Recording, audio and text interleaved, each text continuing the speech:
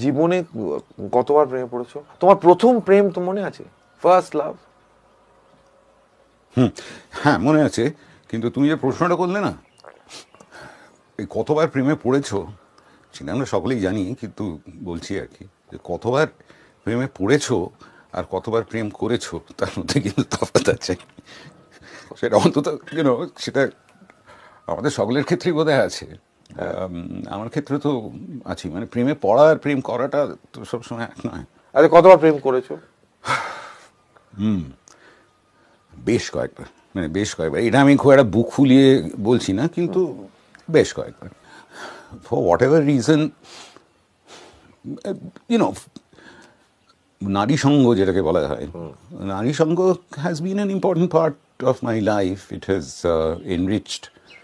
enriched me in many ways. Basically আমার মনে হয়, অন্তত আমার ক্ষেত্রে এটা সত্যি, নারী সঙ্গ টিচেস ইউ টু, মানে আত্মকেন্দ্রিকতা যেটা, সেটা অনেকটা কেটে যায়। Teaches you to think about other people, to be sensitive to other people in various ways. একটা মহিলার প্রতি আকৃষ্ট হওয়ার জন্য তোমার ফার্স্ট জিনিসটা কি ইম্পর্টেন্ট? চোখ। আমার মনে হয় চোখ দেখলে, মানুষের চোখ দেখলে, তার দৃষ্টি দেখলে আমি বুঝতে পারি, অন্তত আমি নিজে তার সম্বন্ধে একটা ছবি তৈরি করতে আমার সুবিধা হয়।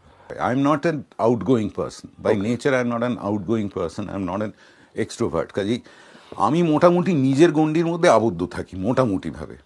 কিন্তু কিছু লোকের সঙ্গে সম্পর্ক গড়ে উঠলে তখন সেই গণ্ডিটা থেকে বেরোতে, অন্য জগতের একটা অনুভূতি পেতে, অন্য জগৎকে আবিষ্কার করতে সুবিধা হয়। কাজেই সেই জন্যে আই এনজয় দোজ এক্সপিরিয়েন্সেস। তার মানে এই নয়, একেবারেই এই নয় যে সেরকম যদি একজন ব্যক্তি থেকে থাকে তাহলে আমি তাকে জাস্ট একটা, মানে অন্য জগতে যাবার একটা এক্সপেরিমেন্ট করার জন্য মাধ্যম হিসেবে ব্যবহার করছি। কিন্তু তোমার প্রশ্নের উত্তরে ওইটাই, যে মানে আমি যার প্রতি আকৃষ্ট হব সে যে আমার মতন মানুষ হবে এর কোনো অর্থ নেই। আচ্ছা, তুমি বিয়ে করার পর কি তুমি আবার মহিলাদের সঙ্গে প্রেমে পড়েছো?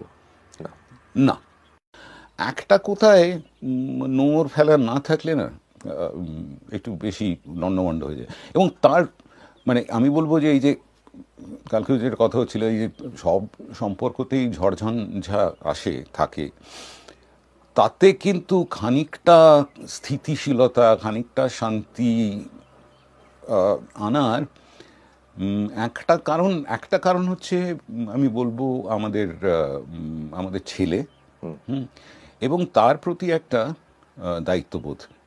বাইরে থেকে, দূর থেকে অ্যাজ অ্যান ইন্ডিভিজুয়াল তুমি পরকীয়া প্রেমকে কিভাবে দেখো? আই ডোন্ট নো এর কোনো ওইভাবে ভালো না খারাপ, আই ডোন্ট নো। মানে আমি অথবা আমার বন্ধু বান্ধবরা পরকীয়া প্রেমে খুব একটা সমস্যা দেখে না if it does not mess up other people's lives. আমার ক্ষেত্রে দেখেছি যে অনেক সময় ওই একটা স্বাভাবিক যে প্রবণতা, আকৃষ্ট হবার বা কোনো একটা অন্য সম্পর্কে জড়িত হয়ে যাবার একটা স্বাভাবিক প্রবণতা, সেটাকে অনেক সময় টেনে রাখতে হয়েছে। অনেকে মনে করে যে একটা মানুষ, একটা পুরুষ একটা মহিলার সঙ্গে অনেক দিন ধরে থেকে গেছে বা অনেক দিন ধরে আছে, তার মানে এই নয় যে তারা ভীষণ সুখী। they have compromised, তারা পরিষ্কার করে they haven't opened their masks, এইটা বলে। তুমি সেই সম্পর্কে তোমার কি মনে হয়?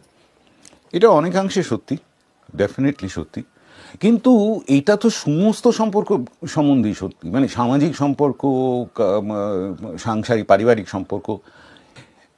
এবং এর আরেকটা দিক আছে যেটা নিয়ে হয়তো আমরা জানি না, মধ্যবিত্ত সমাজে আমরা চিন্তা করি কিনা জানি না, কিন্তু সেটা নিয়ে আমরা কথাবার্তা খুব একটা বলি না।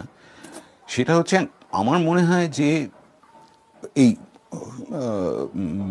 স্ত্রী পুরুষের সম্পর্কে ডেফিনেটলি একটা বয়স পর্যন্ত the authenticity of the sexual relationship is very important.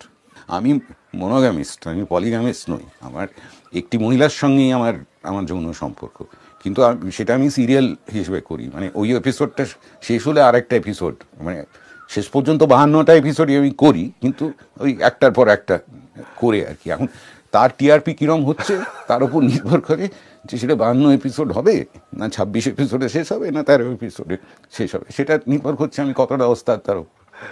না আচ্ছা, আমি এই যে বাঙালিরা বলে যে, বা আমরা বলি যে একটা আমাদের প্রথমে প্রেমের সূত্র হচ্ছে কাম, তারপরে কাম থেকে আস্তে আস্তে সেটা একটা অন্য জায়গায় যায় এবং শেষকালে প্রেম স্পিরিচুয়াল হয়ে যায়। মানে প্রেমের যে একটা একটা এই যে, এটাকে তুমি বিশ্বাস করো যে কাম তারপরে স্পিরিচুয়ালিজম, এরম কোনো ব্যাপার আছে নাকি? না, আমার মনে হয় না। আমার মনে হয় যে এগুলো একটা সত্যিকারের সম্পর্কে এগুলো একই সঙ্গে এগুলো বিরাজ করে। এইভাবে সম্পর্ককে ছোট ছোট আর কি বাক্সর ভেতর বোধহয় ফেলা যায় না যে এইটা আধ্যাত্মিক, এইটা যৌন, এটা। মানে প্রেম হ্যাজ টু হ্যাভ অল। তাহলে রবীন্দ্রনাথের কবিতায় যে আমরা দেখছি যে পুজোর গান, প্রেমের গান, এগুলো ভাগ করা, তাই কি আমরা দেখছি? তুমি কি বল? তুমি তুমি কোনো ডিস্টিংশন করো না? আমি কোনো ডিস্টিংশন করি না, এবং